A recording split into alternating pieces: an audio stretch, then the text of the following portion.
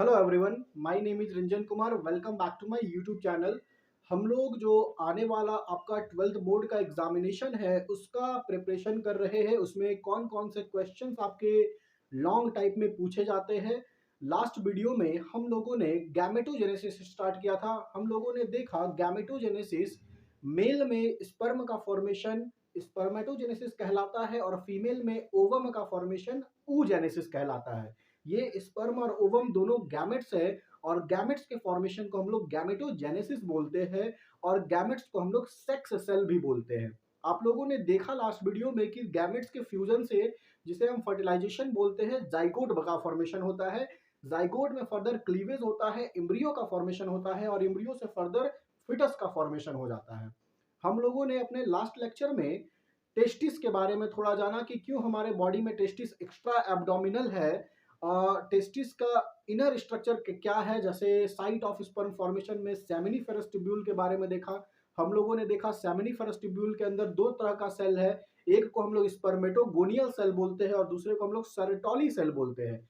Spermatogonial cell ही आगे चलकर spermatozoa बनता है और जो सर्टोली सेल है वो डेवलपिंग स्पर्मेटो गोनिया को नॉरिशमेंट प्रोवाइड करता है। आज हम लोग देखेंगे जो स्पर्मेटोजेनेसिस का मैकेनिज्म है, कैसे स्पर्म का फॉर्मेशन होता है, क्या क्या स्टेजेस आते हैं उसमें। फाइनली हम लोग चलिए स्टार्ट करते हैं स्पर्मेटोजेनेसिस।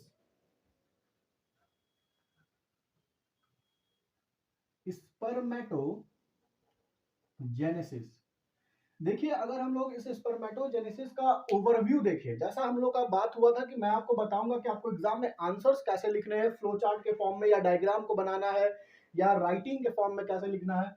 देखिए, सबसे पहले स्पर्मेटोजेनेसिस का सिंपल सा मीनिंग होता है फॉर्मेशन ऑफ स्पर्म।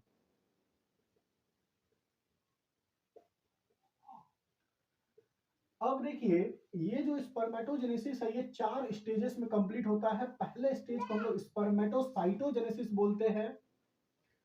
स्पर्मेटोसाइटोजेनेसिस। दूसरे स्टेज को हम लोग मियोसिस 1 बोलते हैं। तीसरे स्टेज को हम लोग मियोसिस 2 बोलते हैं और चौथे स्टेज को हम लोग स्पर्मियोजेनेसिस बोलते हैं।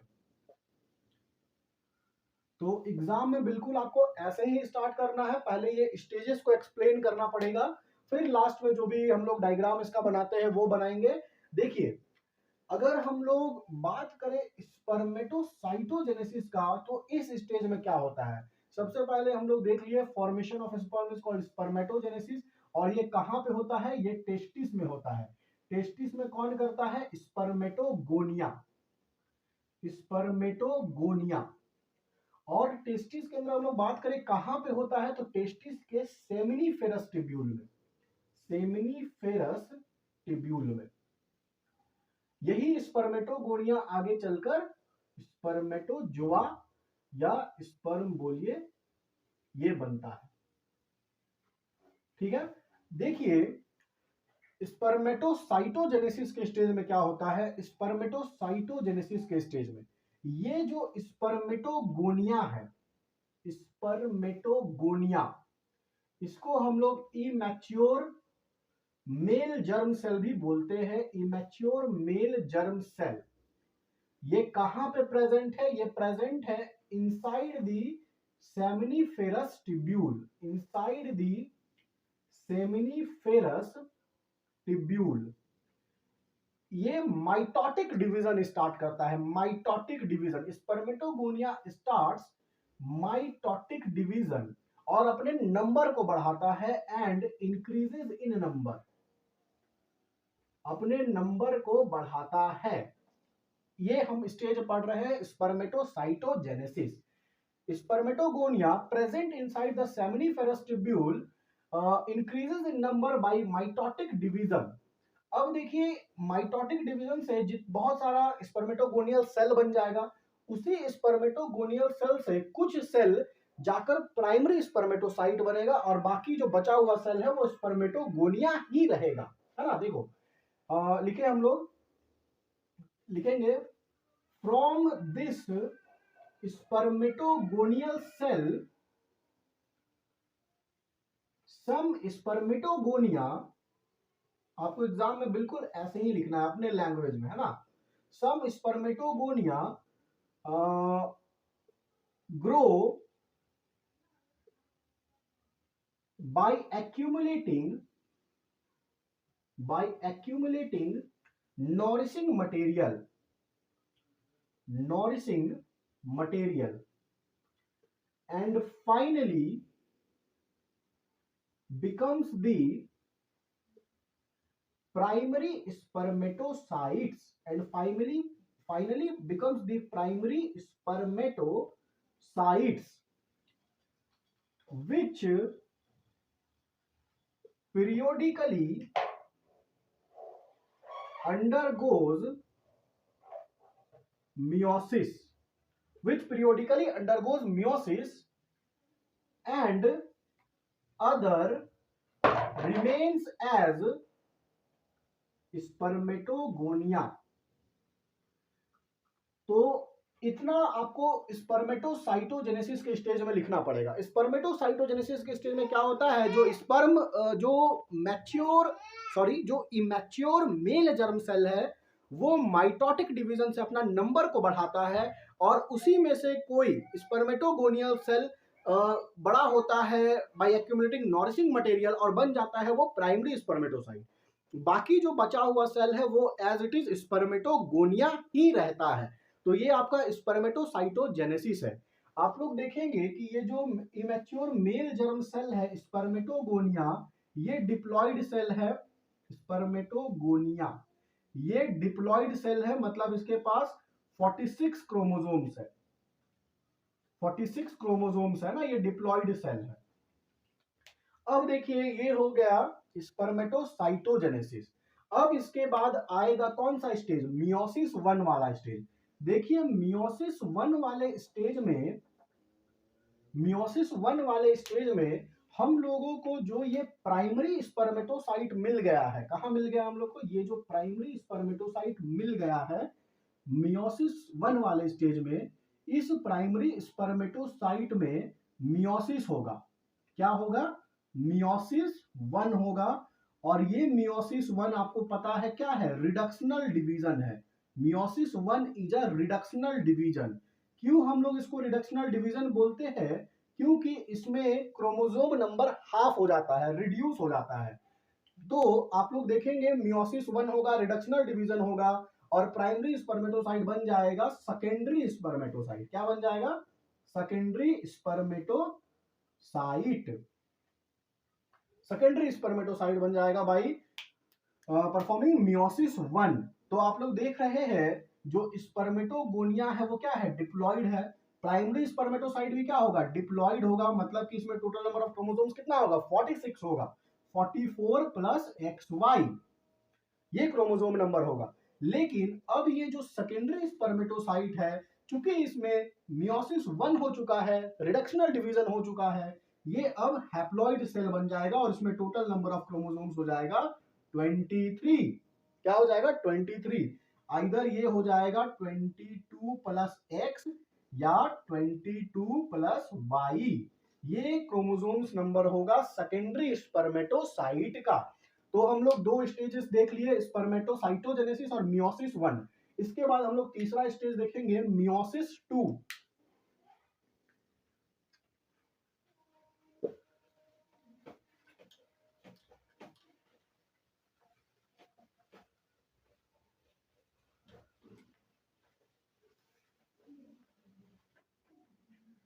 तीसरा स्टेज देखेंगे हम लोग मियोसिस 2।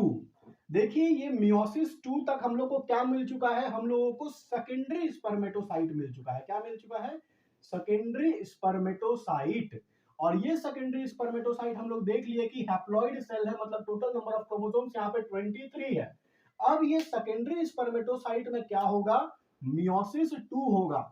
लेकिन आप लोगों को मालूम होना चाहिए जो मियोसिस 2 होता है ये रिडक्शनल डिवीजन नहीं है, ये इक्वेशनल डिवीजन है। इसीलिए इसके बाद हम लोगों को जो स्ट्रक्चर मिलता है जिसका नाम स्पर्मेटिड्स कहलाता है, ये स्पर्मेटिड्स भी क्या होगा, 23 होगा, हैप्लॉइड होगा, N = 23।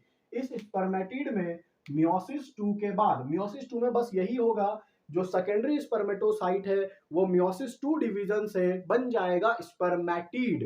अब देखिए चौथा स्टेज आएगा हमारा स्पर्मियोजेनेसिस। ये मेन स्टेज है, आपके एग्जाम में ये अकेले भी पूछ सकता है। जैसे मान लीजिए आपके एग्जाम में ये नहीं देगा कि स्पर्मेटोजेनेसिस को एक्सप्लेन करो, बस आपके 3 मार्क्स में दे देगा व्हाट इज स्पर्मियोजेनेसिस। देखेंगे आप लोग यहाँ पे हम लोगों को क्या मिल चुका है, स्पर्मेटिड्स मिल चुका है। मियोसिस 2 वाले स्टेज में हम लोगों को स्पर्मेटिड्स मिल चुका है। अब स्पर्मेटिड्स क्या हो जाएगा, स्पर्म में ट्रांसफॉर्मेशन हो जाएगा, इसका ये बदल जाएगा, तो उसी को हम लोग स्पर्मियोजेनेसिस बोलते हैं। देखिए इसको हम लोग डिफाइन करेंगे, transformation of spermatids into spermatozoa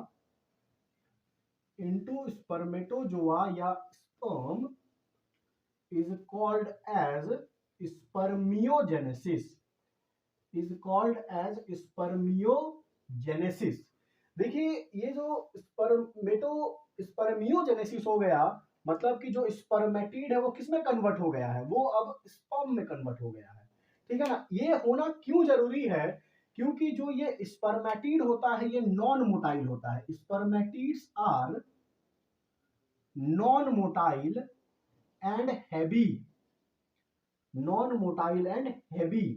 है ना। अगर ये नॉन मोटाइल और हैवी होगा तो फीमेल रिप्रोडक्टिव ट्रैक में ये क्या चल नहीं पाएगा, है ना, ये ट्रैवल नहीं कर पाएगा, क्योंकि ये नॉन मोटाइल है। स्पर्म को तो मोटाइल और लाइट होना चाहिए ना, हल्का रहे और मोटाइल रहे, ताकि वो फीमेल रिप्रोडक्टिव ट्रैक में जब ओवम के से फ्यूज करने जाए तो वो ट्रैवल कर सके, तो इसीलिए स्पर्मियोजेनेसिस होगा। Spermatids are non motile and heavy.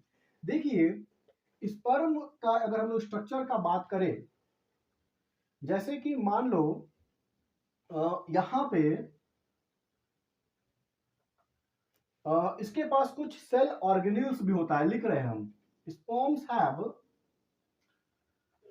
देखिए स्पर्मियोजेनेसिस के प्रोसेस में हम लोग क्या पढ़े, जो स्पर्मेटिड है वो स्पर्म में ट्रांसफॉर्मेशन हो गया उसका, है ना। अब आप लोग देखें कि जो स्पर्मेटिड्स है वो नॉन मोटाइल और हैवी है। स्पर्मेटिड्स के पास कुछ कुछ सेल ऑर्गेन्यूल्स भी है। Spermatids have some cell organelles like nucleus, centrioles, mitochondria, Golgi bodies, etcetera. ठीक है ना, ये कुछ कुछ इंपॉर्टेंट सेल ऑर्गेनिल्स का नाम है कि क्या बनता है, आगे जाके क्या काम है इसका, वो आपको पढ़ना है। यही प्रोसेस हम लोग स्पर्मियोजेनेसिस बोलते हैं, मतलब कि ये नॉन मोटाइल और हैवी स्पर्मेटिड को स्पर्म में कन्वर्ट कर देना, और जो भी हमारा रिक्वायरमेंट है, जो हमको सेल ऑर्गेनिल्स चाहिए स्पर्म को एनर्जी प्रोवाइड करने के लिए, उसको मोटिलिटी प्रोवाइड करने के लिए, ये सारा हमको इस स्पर्मियोजेनेसिस के स्टेज के बाद मिलता है। तो आप लोग देखेंगे न्यूक्लियस के बारे में, सबसे पहले लिख रहे हैं हम, nucleus become compact and forms the major portion of head of spermatozoa,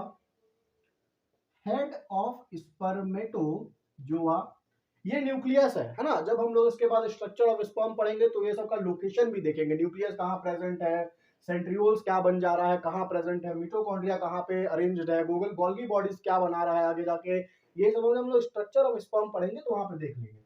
दूसरा पॉइंट गोल्गी बॉडीज के बारे में देख लीजिए, Golgi bodies give rise to acrosome. अब ये एक्रोसोम का काम क्या है, कहां पे ये प्रेजेंट है स्पर्मेटोजोआ में, ये सब हम लोग अपने नेक्स्ट वीडियो में जब स्ट्रक्चर ऑफ स्पर्म देखेंगे तब देखेंगे। ठीक है, Golgi bodies give rise to acrosome. Centrioles के बारे में देख लीजिए, सेंट्रियोल्स, ईच सेंट्रियोल, 2 सेंट्रियोल होता है ना, each centrioles gets arranged one after the other, each centrioles gets arranged one after the other behind the nucleus, ये सेंट्रियोल्स क्या है ना, तो क्या क्या हो गया, न्यूक्लियस हो गया, गोल्गी बॉडीज हो गया, सेंट्रियोल्स हो गया, माइटोकॉन्ड्रिया। माइटोकॉन्ड्रिया के बारे में भी लिख देते हैं। Mitochondria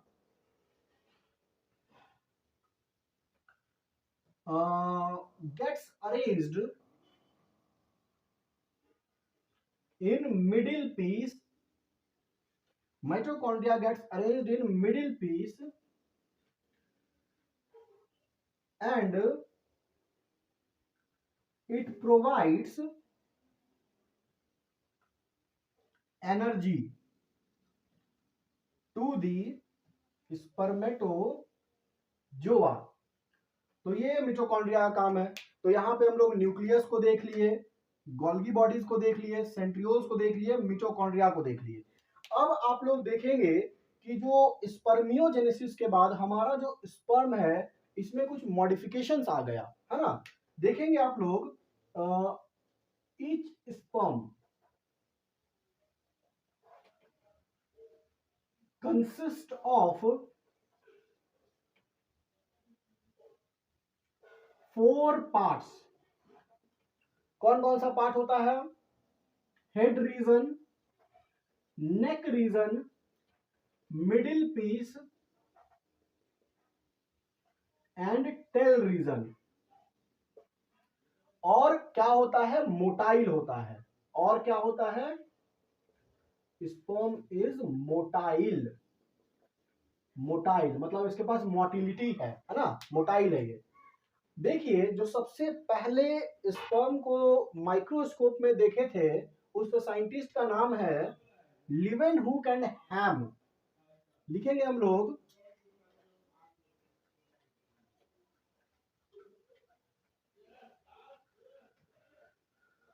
sperm was first seen by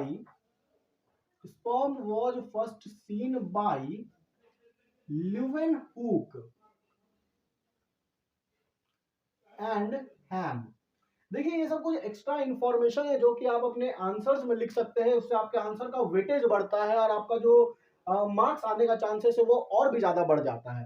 तो ऐसे आपको आंसर्स देना है। आप लोग देखेंगे कि जब स्पर्म का फॉर्मेशन हो जाता है ना, मतलब कि आफ्टर स्पर्मेटोजेनेसिस जो स्पर्म्स है वो सर्टोली सेल में एम्बेड हो जाता है ना। After spermatogenesis the spermatozoa gets embedded in Sertoli cell and finally released during spermiation। तो यहां से आपको एक चीज और मिल गया, स्पर्मिएशन क्या होता है वो देख लीजिएगा। अब देखिए जो आपको यहाँ पे कैसे डायग्राम बना के एक्सप्लेन करना है स्पर्मेटोजेनेसिस को, वो डायग्राम हम बनाने जा रहे हैं और बहुत इंपॉर्टेंट डायग्राम है वो। मतलब समझिए इस डायग्राम से आप पूरे स्पर्मेटोजेनेसिस के स्टेजेस को समझ सकते हैं। कैसे समझेंगे, क्या डायग्राम है वो देखिएगा। जैसा कि हम लोग को अभी तक पता है कि जो स्पर्मेटोजेनेसिस है वो कब स्टार्ट होता है, वो प्यूबर्टी के बाद स्टार्ट होता है, यानी कि एट प्यूबर्टी। मेल का हम लोग बात कर रहे हैं, मेल में जो गैमेट्स का फॉर्मेशन है वो प्यूबर्टी के बाद स्टार्ट होता है। तो जैसा कि हम लोग बोले कि सेमिनिफेरस ट्यूब्यूल है, वहां पे क्या है? स्पर्मेटोगोनिया है। क्या है? Spermatogonia, immature germ cell. ये क्या होता है? डिप्लॉइड होता है, बिल्कुल डिप्लॉइड होगा। अब इसमें क्या होगा? माइटोटिक डिवीजन होगा। क्या होगा? माइटोटिक डिवीजन है ना। इसको ऐसे करके लिखेंगे, माइटोटिक डिवीजन होगा। ये अपना नंबर बढ़ाएगा, नंबर अपना बढ़ा रहा है, ये बिल्कुल बढ़ा रहा है। और इसी में से कुछ स्पर्मेटोगोनिया क्या बन जाएगा? प्राइमरी स्पर्मेटोसाइट बन जाएगा। प्राइमरी स्पर्मेटोसाइट बन जाएगा जो कि क्या होगा? टुवेन होगा। क्यों टुवेन होगा? क्योंकि माइटोटिक डिवीजन हुआ है ना, इसीलिए क्या होगा? टुवेन होगा। अब देखिए ये वाला मेरा प्राइमरी स्पर्मेटोसाइट हो गया, बाकी का जो स्पर्मेटोगोनिया है वो एज स्पर्मेटोगोनिया ही रहेगा। ये फर्स्ट स्टेज है और इस स्टेज का नाम है स्पर्मेटोसाइटोजेनेसिस। Spermatocytogenesis genesis. तो ये फर्स्ट स्टेज आप लोग देखें।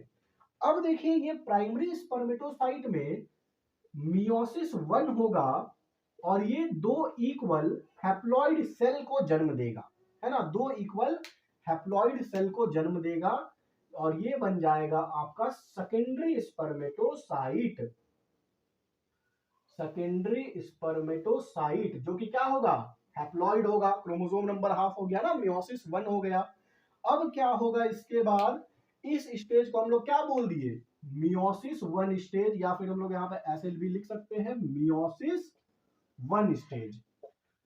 अब क्या होगा, यहाँ पे मियोसिस 2 होगा और हम लोगों को 4 स्पर्मेटिड्स मिलेगा। क्या मिलेगा, ये क्या हो गया, मियोसिस 2 हो गया, मियोसिस 2।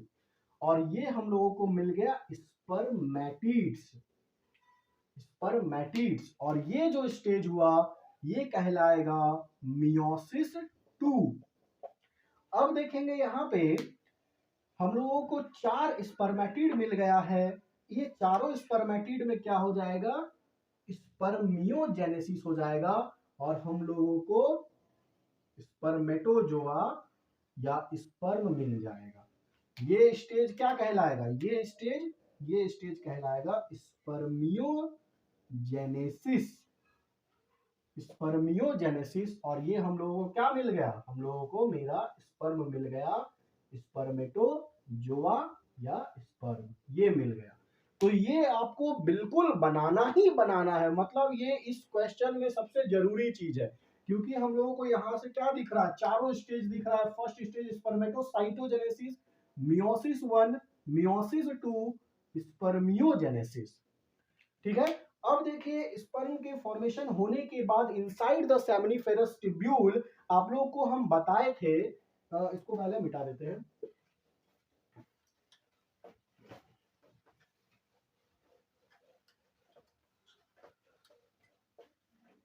हम लोग देखें कि जो टेस्टिस है इसके अंदर अबाउट 250 कंपार्टमेंट्स है। क्या है, कंपार्टमेंट्स। और इन्हीं कंपार्टमेंट का नाम है टेस्टिक्यूलर लोब्यूल्स। क्या नाम है, टेस्टिक्यूलर लोब्यूल्स। और इसी में प्रेजेंट है सेमिनिफेरस टिब्यूल्स, सेमिनिफेरस टिब्यूल्स। और यही seminiferous tubule is the site of sperm production या साइट ऑफ स्पर्मेटोजेनेसिस भी हम लोग बोल सकते हैं। अब ये जो सेमिनिफेरस टिब्यूल है, यहाँ दो तरह के सेल प्रेजेंट है, एक है स्पर्मेटोगोनिया और दूसरा है सर्टोली सेल। अब देखिए जैसे ही स्पर्मेटोजेनेसिस हो गया, यहाँ पे स्पर्मेटोजेनेसिस हो गया, क्या मिल गया हम लोग को, मेरा स्पर्म मिल गया। ये सर्टोली सेल क्या होगा, जो डेवलपिंग स्पर्मेटोगोनिया है, और जो स्पर्म फॉर्मेशन हो गया है ये स्पर्म सर्टोली सेल में, सपोज दैट ये सर्टोली सेल है, इसमें जाके एम्बेड हो जाता है ना, ऐसे करके सर्टोली सेल में एम्बेड हो जाता है। Finally during the spermiation process this spermatozoa released from the seminiferous tubule, है ना, इसी प्रोसेस को हम लोग स्पर्मिएशन बोलते हैं। स्पर्म का निकलना from the Sertoli cell is called spermiation. Sertoli, during the spermiation, the spermatozoa that's embedded in the Sertoli cell released, बोल सकते हैं हम लोग। तो ये होता है यहाँ पे। और Sertoli cell का काम क्या है, it provides nourishment to the developing spermatogonia that finally develops into the sperm. तो ये था आपका स्पर्मेटोजेनेसिस का प्रोसेस।